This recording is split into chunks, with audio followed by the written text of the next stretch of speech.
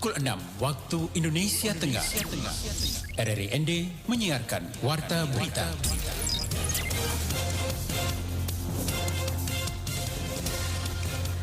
Selamat pagi pendengar, Anda kembali mendengarkan Warta Berita Daerah untuk edisi hari ini, Senin 9 Mei 2022. Sari Berita. Meskipun belum mendapat kepastian akan kehadiran Presiden Jokowi di peringatan Hari Lahir Pancasila 1 Juni mendatang, Pemkab ND terus melakukan berbagai persiapan, termasuk memperbaiki fasilitas pendukung. Wakil Ketua Komisi 9 DPR RI Melki Lakalena menyampaikan orasi ilmiah pada wisuda SMAK Frateran Dau ND.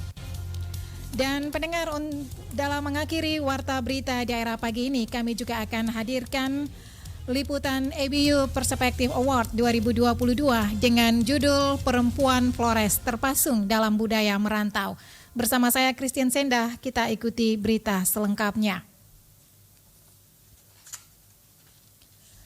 Meskipun belum dapat dipastikan bahwa Presiden Republik Indonesia Jokowi bakal datang ke ND untuk menghadiri Hari Ulang Tahun Pancasila pada 1 Juni 2022 mendatang, namun demikian Pemda ND tetap kebut mempersiapkan kedatangan orang nomor 1 di Republik Indonesia. Hal ini terpantau dalam beberapa hari terakhir. Pemda ND terus mempersiapkan segala fasilitas maupun sarana pendukung terkait dengan kedatangan Presiden Jokowi, seperti rumah pengasingan Bung Karno di Jalan Perwira maupun lapangan Pancasila juga Taman Bung Karno. Untuk memastikan kesiapan berbagai sarana tersebut, Bupati ND Dr. Andus Jafar Ahmad pada Jumat kemarin menggelar rapat dengan para OPD terkait di rumah Jalan Jabatan Bupati ND. Dalam rapat tersebut, Bupati Jafar meminta kepada semua OPD agar mempercepat persiapan menyambut Presiden Jokowi maupun Hari Lahir Pancasila. Usai rapat, Wakil Bupati ND, Erik Rede, dan Sekda ND, Dr. Agustinus G. Ngasu, turun ke beberapa lokasi yang terkait dengan peringatan Hari Lahir Pancasila, seperti rumah pengasingan Bung Karno dan juga lapangan Pancasila, yang akan dijadikan sebagai lapangan upacara peringatan Hari Lahir Pancasila. Wakil Ketua Komisi 9 DPR RI Emmanuel Melkiades Lakalena menyampaikan orasi ilmiahnya pada wisuda Angkatan 32 di Sekolah Menengah Atas Katolik Frateran Dau ND. Laporan Rovinus Wula. Dalam orasi Melki Lakalena di hadapan wisudawan, para guru, orang tua wali, serta tamu undangan mengatakan bahwa generasi muda untuk terus mempersiapkan diri dalam menghadapi perkembangan zaman. Kaum muda merupakan generasi emas yang terus menjadi harapan bangsa dalam melakukan tongkat kepemimpinan yang akan datang. Maka perlu untuk mempersiapkan diri agar bisa bersaing di masa mendatang. Melki menjelaskan dalam Indeks Pembangunan Manusia untuk Pengetahuan terkait harapan lama sekolah HLS pada penduduk Indonesia kini mengalami peningkatan, dan dimensi pengetahuan pada IPM dibentuk oleh dua indikator, yaitu harapan lama sekolah HLS pada penduduk usia 7 tahun dan rata-rata lama sekolah pada penduduk usia 25 tahun ke atas. Kedua indikator ini terus meningkat dari tahun ke tahun meski selama pandemi COVID-19 mengalami perlambatan. Terus mencapai prestasi nasional dan internasional dan konsisten dia tetap jaga. Dan ini menunjukkan bahwa pendidikan di SMA Dau benar-benar bisa betul-betul mempersiapkan anak-anak, bukan cuma nanti dia terampil dan berhasil dalam bidang studi yang kelasnya cuma di ND saja atau NTT, tapi ini sudah kelasnya nasional bahkan internasional. Melki menambahkan dalam dunia pendidikan, maka pendidikan karakter juga menjadi penting karena di dalamnya juga terdapat nilai-nilai Pancasila, pendidikan yang membebaskan, pendidikan yang mendorong kreativitas, ide dan inovasi, serta kemampuan memprediksi tren masa depan. Melki meminta perlunya masa depan dengan mempersiapkan akademik keunggulan, diantaranya mempersiapkan diri menuju masa depan, pengetahuan tentang masa depan yang memudahkan persiapan yang harus dilakukan, menyiapkan pemimpin yang cocok sesuai dengan zamannya yang merupakan modal sukses. RRI Ender Vinus Wula melaporkan. Gambaran moderasi beragama sebenarnya sudah dimulai dan diletakkan dasarnya oleh Presiden pertama Indonesia Insinyur Soekarno, di mana selama menjalankan pembuangannya di ND, Soekarno bergaul dengan para pastor dan masyarakat dari berbagai latar belakang budaya maupun agama. Laporan Rosa Dalima. Pernyataan ini disampaikan Dr. Aris Iswa Widyaswara dari Kementerian Agama Republik Indonesia kepada RRI ketika dimintai tanggapan dan komentarnya setelah mengunjungi situs rumah Bung Karno dan napaktilas perjalanan Bung Karno selama di ND. Dikatakan Aris Iswa ketika mengunjungi rumah pengasingan, dirinya berpendapat jika perjuangan meraih kemerdekaan yang dilakukan oleh Bung Karno tidak mudah dan penuh pengorbanan. Jika saat ini moderasi beragama baru mulai digaungkan secara masif ke seluruh penjuru Nusantara, jauh sebelum kemerdekaan, kata Aris Iswa, Bung Karno telah menjalankannya selama menjalani masa pembuangannya di ND. Dan ini kebetulan saya dari Kementerian Agama ya. Jadi saya ingin melihat bahwa sebetulnya gambaran moderasi beragama itu sudah dimulai dari Pak Karno dulu. Kalau sekarang baru booming tentang moderasi beragama, saya di sini melihat bahwa ternyata founding father kita sudah melakukannya sejak dulu. Dan ketika ditanya kesan-kesannya apa ya, saya speechless lah sebetulnya.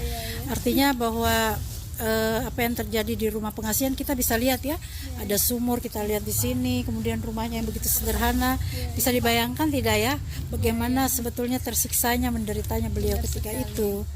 Nah, tetapi demi untuk memperjuangkan Indonesia merdeka. Lebih lanjut, Aris Iswa kemukakan saat ini generasi Indonesia hanya perlu mengisi kemerdekaan yang sudah diraih dengan banyak pengorbanan tersebut melalui berbagai kegiatan positif untuk ikut membangun bangsa. Menjadi pertanyaan, kata Aris Iswa, apakah generasi Indonesia tampil sebagai generasi terbaik dan pilihan untuk negaranya? Mengenai harapannya untuk Indonesia, Aris Iswa kemukakan saat ini hanya ada sekelompok komunitas yang sangat peduli terhadap Indonesia. Oleh karena itu dirinya ingin di semua lini, mulai dari rumah, lembaga pendidikan hingga dunia kerja, mengembalikan semangat nasionalisme yang saat ini sudah agak menurun. Salah satunya mengenakan busana daerah tidak hanya pada momentum tertentu saja. RRI ND Rosa Dalima melaporkan. Anda sedang mendengarkan Warta Berita Produksi RRI ND. Kita beralih ke berita lainnya. Menyambut Minggu Panggilan pada hari Minggu kemarin 8 Mei 2022, puluhan siswa SDI Aikela Kecamatan Mauponggo Kabupaten Nagekeo mengenakan aneka busana dari berbagai profesi saat mengikuti misa di Gereja Santo Yohanes Pemandi Wolosambi. Domitila Bule selaku guru SDI Aikela mengatakan Minggu Panggilan memiliki makna bahwa semua manusia dipanggil sesuai dengan tugas dan profesi atau latar belakang yang bersangkutan.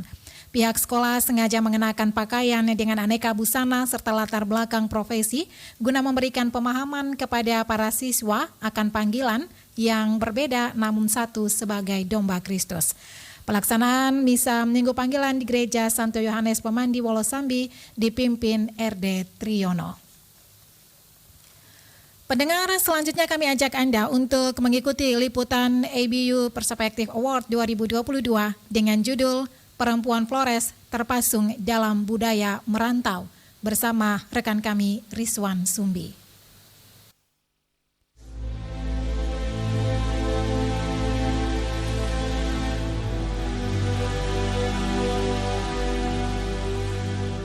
Artinya ketika mama ini ibu-ibu mengizinkan suami mereka merantau, artinya mereka mesti siap batin untuk menerima kenyataan paling buruk. Kenyataan paling buruk pertama bahwa sudah pasti bahwa suami kamu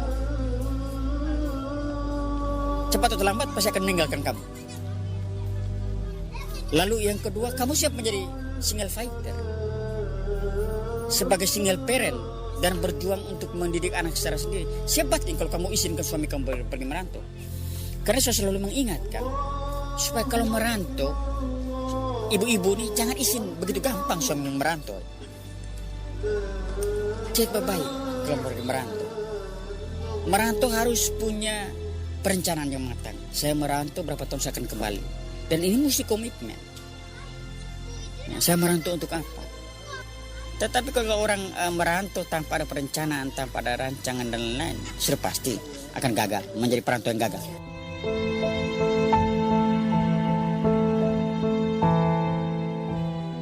Kalimat yang kerap menjadi senjata terakhir yang dilontarkan oleh Romo Reginald Piperno PR ketika mencoba menguatkan mama-mama di Desa Embundoa, Kecamatan Ende, Kabupaten Ende, Nusa Tenggara Timur.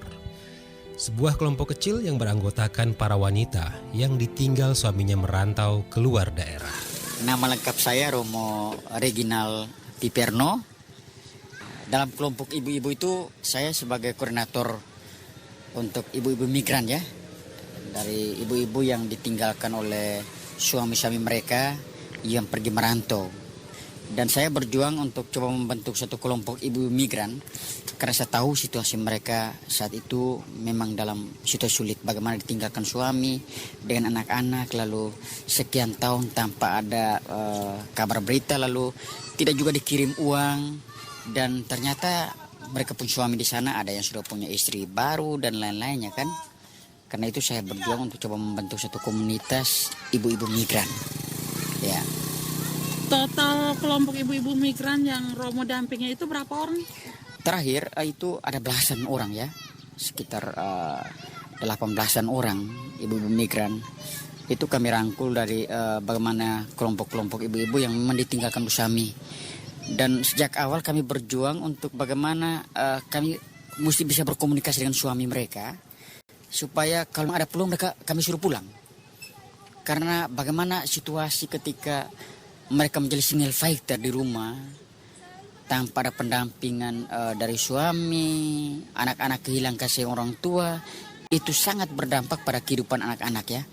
Apalagi mereka ditinggal oleh bapak mereka oleh orang tua mereka terima oleh bapak mereka, dan mereka mengalami bagaimana mereka tidak mengalami kasih orang tua. Karena soal pembentukan watak anak-anak ini memang sangat memprihatinkan ya. Karena itu saya coba berjuang bersama teman-teman di Koalisi Insan Peduli Migran Perantau untuk membentuk satu komunitas ibu-ibu migran ya. Itu kira-kira motivasi saya. Martina Langkamau, 42 tahun, asal Kabupaten Flores Timur, merupakan salah satu anggota dari komunitas kecil tersebut. Wanita berpostur mungil ini terpaksa menjadi bagian dari kelompok ibu-ibu migran setelah suaminya merantau ke Kalimantan. Kepada kami, Mama Tina mengisahkan bagaimana merantau menjadi bagian cerita hidup yang dijalani keluarga mereka selama ini. Nama lengkap Kristina Langkamau, asal dari Larangtuka di Ponbau. Sekarang sudah umur 42, lahir tahun 79. Sampai di sini tahun 96. Saya baru dapat 2 anak, dia ke Malaysia.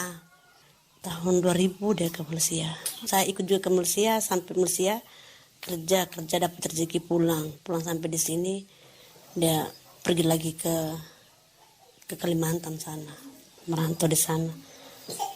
Sampai di sana tidak pernah kirim uang juga saya.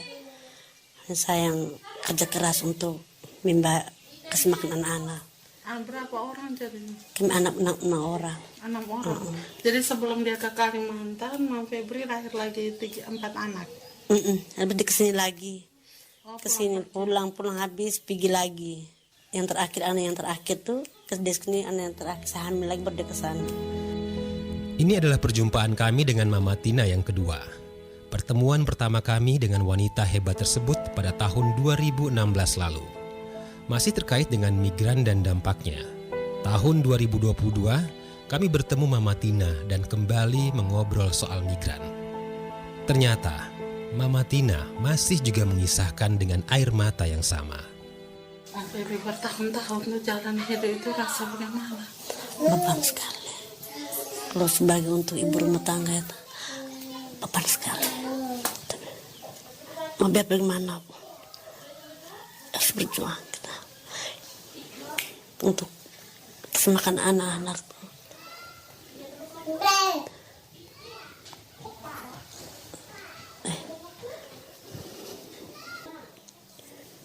Dulu juga Mam Febri cerita ke saya juga yang pertama Mam Febri menangis. Tapi saya pikir sudah tidak dari 2016 kita ketemu terakhir. Tetapi sudah 2022 cuma Pipi masih nangis juga.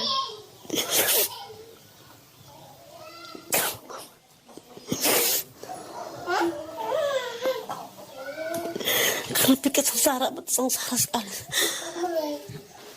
Hidup menderita anak sengsara. Beban sekali untuk pikir. Kalau seandainya pikiran saya kan, kalau di rumah macam tidak ada beras, kan, saya mau ambil dari mana? Sedang keluarga, suami pun tidak ada semua. Kadang malam saya berpikir saya bisa bagaimana. Saya harus kasih makan anak-anak. Cari jalan apa?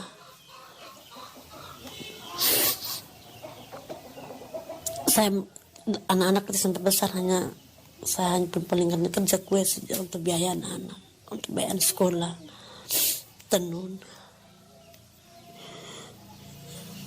Anak-anak sekolah semua sampai SMA semua. Iya. SMA 2 orang, SMP 1 dengan SD 1. Iya sekolah. Dia telepon anaknya, ada telepon. Biasa juga kalau saya kan biasa dia telepon kan, kalau saya tidak mau terima telepon karena saksian juga. Tapi saya bilang kalau telepon saya mau ambil pun saya sakit hati betul. Kalau saya ambil mau halo tuh saya menangis duluan karena saya rasa sedih sekali. Saya bilang kau tidak pikir saya beban sekali dari anak sampai kecil besar saya yang kasih makan sendiri, sekolah pun saya setengah mati berjuang utang sana sini untuk biaya anak sekolah. Dia bilang iya, dia kirim, tapi tidak pernah kirim. Dia mengaku terpaksa mengizinkan kembali suaminya berangkat ke Kalimantan, meskipun si bungsu dalam kandungannya baru 2 bulan ketika itu, karena dia ingin memperbaiki rumah mereka agar lebih layak bagi anak-anak. Mama Tina tidak menduga jika kepergian suami justru membangun rumah tangga bersama wanita lain di tanah rantau. Itu hari kan mau pergi terakhir kan bilang mau pergi bikin rumah. Habis rumah tidak mau tinggal lagi, hancur sudah semua. Saya bilang kau biarlah, saya bilang kau bertobat tidak, dia bilang saya bertobat. Kau pergi kirim uang tidak, dia bilang saya tidak kirim ini, saya hanya kerja untuk bikin kerja kirim untuk bikin rumah saja. Jadi saya percaya lo mau bikin rumah kan, rumah sudah hancur, semua sudah di atasnya bocor semua sudah. Saya sebenarnya iya pergi. Sampai di sana 1 tahun lebih saja langsung dia ada istri lagi. Orang Jawa. Ini ternyata. Mama Febri tidak berpikir untuk bicara dia di sana atau bagaimana? Tidak. Sengsara biar saya pikir anak-anak sudah besar semua tuh. Biar sama pergi ikut jahat anak-anak di sini dengan siapa lagi di sini. Salah satu pendamping yakni Suster Venan C.I.E. mengatakan, meskipun hanya diam saat pertemuan, dia tahu jika Mama Tina mempunyai beban yang berat dalam hidupnya. Suster Venantin, nama susternya. Saya mendampingi ibu-ibu itu sejak tahun 2016 atau 2017 kita itu saya lupa ingat. Waktu awal masuk itu di Komandaru, waktu Romo Perno sebagai pastor paroki. Itu sebetulnya banyak belasan orang, tapi yang aktif itu 7 mama. Ya sekarang memang banyak yang mau masuk, tapi saya batas itu yang sungguh-sungguh yang suami pergi merantau lalu tidak pernah kembali atau tidak pernah mengirim uang untuk menjadi tanggung jawab mereka sebagai suami itu untuk istri anak-anak. Dari waktu awalnya saya mengumpulkan mereka lalu sharing. Dari sharing ini saya bisa melihat mana ibu-ibu yang lebih menderita. Dan dari sharing itu semua omong apa adanya, Mama Tina lebih banyak diam. Dari diamnya itu dia kayak masih di depan umum dia mau cerita tuh kayak sungkan ke malu begitu. Saya melihat dia punya beban dari raut wajahnya itu dia punya beban berat. Akhirnya setelah sharing lalu saya membuat kunjungan rumah. Dari situ saya bisa tahu lebih lebih detail tentang mereka. Dan di situ baru saya tahu siapa Mama Tina. Dari belasan ibu yang ada dalam kelompok tersebut, menurut Suster Venan, Mama Tina lah yang paling menderita dan banyak menanggung beban. Mama Tina, dia punya anak 6 orang. suaminya merantau, bukan di luar negeri tapi di dalam negeri, ambil istri lain lagi, dan dia kirimnya berapa bulan, 3-4 bulan kirim 500.000. Arti apa 500.000 dengan dia membesarkan 6 anak. Dia dari Larang Tuka, suaminya dari Ende situ. Sementara itu juga bukan tanah suaminya, kan sini lebih pada dikuasai oleh tuan tanah. Keluarga mengajak dia daripada kau begini kembali saja, kembali ke Pulau Sim. Dia tidak mau, karena mama mantunya sayang dia, mama mantunya meninggal, jadi dia juga tidak tega mau pergi tinggalkan mama mantunya, meskipun sudah dikubur, tapi dia tetap menyayangi mama mantunya itu. Dia tidak tahu tenung bagaimana dia berjuang untuk supaya anak-anaknya itu bisa hidup, bisa makan, dan dia belajar tenung di orang-orang. Akhirnya dia lebih banyak tenung ragi mite yang cepat supaya dia dapat uang. Dan rumah sekarang, supaya waktu rumah dulu ibu belum lihat itu, hanya sebesar ini, 1 lapis. Semua anak-anak di situ. Kalau misalnya hujan, mereka ke tetangga. Lalu keluarga suami juga hanya melihat. Dia mau buat rumah juga. Adat sini itu kan harus apa? Kan itu bukan tanah warisan suaminya, tapi kan laki yang lebih berkuasa. Jadi dari semua ibu-ibu tuh yang paling saya lihat yang paling berat itu adalah Mama Tina, kan dia orang pendatang. Suster Venan juga mengatakan jika Mama Tina adalah sosok yang menyimpan semua perkara rumah tangga dalam hati. Saat mengetahui suaminya sudah menikah lagi, Mama Tina berusaha menutup dari semua teman-teman anggota kelompoknya. Mama Tina pertama waktu di depan umum dia tidak omong, lalu saya sendiri. Ketika saya di rumah sebelah, Mama, saya terus terang Mama, saya minta maaf. Waktu kita pertemuan depan gereja itu kita sering bersama, Mama lebih banyak diam. Mama hanya senyum-senyum saja. Tapi saya tahu dari raut wajahnya Mama Tina itu banyak beban. Hanya Mama Tina tidak ungkap. Dia langsung menangis. Pada saya banyak beban sama lu omong dan teman-teman. Mereka mungkin melihat bahwa saya punya suami kerja luar ini, tapi kirim. Saya tidak omong mereka bahwa suami saya sudah ada istri di sana. Dia sembunyikan itu supaya teman-temannya jangan tahu bahwa suaminya sudah ada istri di sana. Itu dah. Lalu tapi sementara teman-temannya sudah omong saya, Bapak, suami itu saya suaminya di sana tuh sudah ada istri, kami dengar sudah ada istri. Tapi Mama Tina tahu bahwa suaminya sudah, tapi dia menutup. Jadi saya tidak mau suster ini mereka tahu bahwa suami saya ada istri di sana. Tapi saya melihat dia punya pengorbanan lebih pada anak-anaknya. Mungkin dia mau anak-anaknya itu tetap menjadikan bahwa mereka panutannya. Dan sebagai seorang ibu mungkin dia ingin itu. Dia menyimpan itu. Dia hanya omong. Membuat dia berbeda dari mereka yang lain. Dia bisa hanya omong, suster. Sudah ada istri sana, suster. Sehingga sudah berapa lama dia tidak pernah kirim uang. Tapi di depan teman-teman saya omong bahwa dia kirim uang hanya bahwa tidak banyak. Hanya sedikit 500-600 gitu. Terus sebetulnya tidak kirim lagi. Ibarat pepatah mengatakan, sudah jatuh, tertimpa tangga pula. Di tengah kerasnya perjuangan membesarkan anak-anak, Mama Tina divonis menderita sakit jantung. Agar bisa mendapat pengobatan yang baik, kebun kemiri yang menjadi satu-satunya harta mereka selama ini terpaksa digadaikan. Tidak ke kebun tidak ada kemiri sedikit, tapi sudah gade sudah. Periksa hari saya ada periksa penyakit kan, bilang jantung setengah mati kan bilang. Jadi saya ada bilang saya mau periksa uang, tidak ada. Langsung ini anak lelaki bilang, yang kakaknya Novi bilang, mama kalau kau tidak periksa nanti kau bagaimana?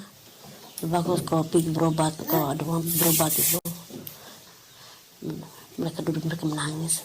Mama kalau kau tidak berobat ini, kami kalau kau tidak ada kamu dengan siapa lagi? Bapak jalan tidak pikiran kita lagi. Saya bilang, Bapak kalau saya mau berobat mana uang? Dia bilang, satu jalan pikir, malamnya ada tidur. Bis paginya saya bilang berdoa banyak supaya Tuhan kasih kita jalan bagaimana. Supaya kita boleh dapat uang secukupnya begitu bisa berobat. Paginya dia langsung dia panggil saya, dia mau pergi sekolah, dia bilang, Mama, kau boleh tidak, biarlah pergi di rumah kakak mereka di sana. Bilang, kita gak ada kemiri saja. Langsung dia bilang kami gak ada kemiri. 10 saya menangis. Sadar dia menangis. Dia bilang, jangan satunya hanya itu saja. Kalau kau tidak berobat, kau tinggal kami sendiri. Saya bilang, Bapak kemiri untuk kita makan minum. Bukan kita pilihnya satu hari saja kemiri. Kita pilih sampai berbulan-bulan. Tapi dia bilang, Mama, kau harus berusaha, mesti gak ada kemiri saja. Kamu bagaimana lagi? Itu hari nenek sudah panggil kita ke Pelarang Tukar, kau tidak mau, kau mau tinggal di sini. Kau sakit ini, kau mau kasih tahu mereka marah lagi nanti. Bagus kau pigade kemiri saja. Saya bilang, ya. Tapi saya tidak mau, saya bilang, Bapak kalau ini kemiri, kalau kita gak ada, kita susah. Gak ada berapa Mas? 3 juta. Belum bisa ambil sampai sekarang. Sejak bergabung dengan komunitas istri migran, Mama Tina mengaku sudah mulai tenang. Ketika menderita sakit, dirinya mendapat banyak dukungan moral dan bimbingan dari para pendamping. Dan setelah sembuh, Mama Tina pun mulai membangun rumah yang layak bagi anak-anak. Mulai saya bergabung dengan susternya, saya rasa tenang, rasa bahagia, rasa aman di hidup saya. Macam pikiran juga berkurang lah. Macam pikiran ke Bapak Febi kan, sudah bertambah kurang. Macam pikir tapi hanya untuk kerja untuk biaya anak-anak makan minum. Lalu kami bilang, aduh Mama Tina bagaimana ya, akhirnya pemerintah sumbang. Pemerintah beri pertama bahan-bahan. Dia tidak bisa lanjut buat rumah, mana untuk bayar tukangnya, mana untuk makanan, masa lakinya semua ada ribet. Maka banyak bahan yang diberi pemerintah, semen dan itu dia pinjam orang. Terus dapat lagi yang kedua, itu dia datang om saya Pastor, ini dari pemerintah itu tanpa dari keluarganya, dilarang tukang mau bantu. Saya bapak kecil, bapak saya yang kerja rumah. Sama baik, Bapak kapan mulai? Dia bilang, hanya si tuan tanah ini belum, kebetulan ada di situ ada masalah yang kurang menghargai tuan tanah, maka Mama Tina kena imbasnya, tidak izin. Kami pergi omong tuan tanah untuk bisakah. Pertama juga tuan tanah tetap tidak mau. Biar nanti kalau saya beri begini mereka akan anggap kami begini. Terus Mama itu kan orang lain, mungkin Mama ini lain. Akhirnya tidak jadi. Kami omong lagi dengan Romo Adolf Keo. Jadi Romo bilang kita berdoa. Dan kayaknya tahun berikut saya bilang Mama Tina tetap buat kunjungan, tetap kalau ada apa-apa di Mama tuh kau tetap pokoknya kau depan begitu. Akhirnya Mama itu bersedia beri untuk bangun rumah, pasti tempat rumah yang lama. Selain melakukan pendampingan secara psikologis, Suster Venan juga mengajak ibu-ibu kelompok untuk berdoa dengan permohonan khusus dari pribadi mereka masing-masing. Menurutnya, ada anggota kelompok yang doanya sudah dijawab Tuhan, termasuk doa permohonan khususnya bagi Mama Tina. Waktu itu ada yang suaminya tidak pernah pulang sejak anaknya masih bayi, itu Mama Agus yang jadi ketua kelompok. Mama Agus itu suaminya ke Taiwan, tidak pernah pulang-pulang. Dia punya doa dia hanya minta Tuhan suatu saat bisa pertemukan suami, biar anaknya tahu bahwa dia punya bapak. Dan doanya itu terwujud. 2021 dia kembali dan akhirnya bisa bertemu kembali dengan istri anak, dan sekarang anaknya kuliah sama. Selalu satu wujud lagi, Mama Afila itu suaminya pergi Jakarta lalu menikah lagi, dan kami juga berdoa tiap jam 3 sore, dan dia punya wujud hanya meskipun suaminya pulang dalam bentuk jenazah, yang penting kembali ke dia. Dan tahun lalu suaminya meninggal di Jakarta oleh keluarga besar Endel yang ada di Jakarta. Mereka berjuang suami bisa kembali, istrinya yang di sana di Jakarta juga menyerah untuk kembali ke Flores, semayamkan di rumahnya. Dia bilang begini, suster, meskipun dia datang sudah wujud jenazah dengan nama lain, tapi saya bahagia karena wujud doa saya terwujud. Mama Tina dia tidak menyampaikan bahwa wujud saya untuk ini, dia tidak omong. Pribadi dia juga tidak omong wujud saya untuk apa, dia tidak omong sampai hari ini. Saya memang selalu berdoa untuk dia, meskipun dia tidak, dia merindukan itu. Tapi boleh tahu sekali, katanya anak-anak pulang lagi, jadi saya tidak wujud untuk sebab bapaknya kembali. Saya punya wujud adalah Mama Tina dia kuat, bisa menghadapi semua ini.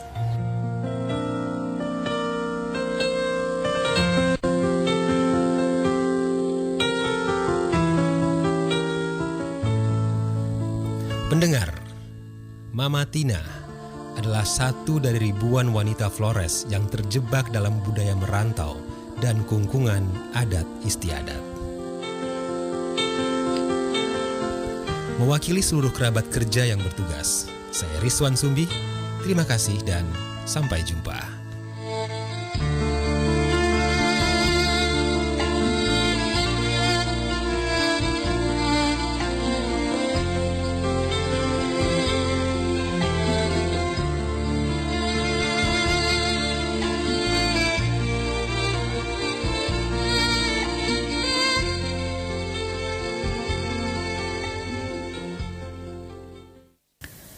Pendengar, dengan berakhirnya liputan dokumenter dengan judul Perempuan Flores Terpasung dalam Budaya Merantau, berakhir pula Warta Berita Daerah pagi ini. Saya Christine Senda, selamat pagi.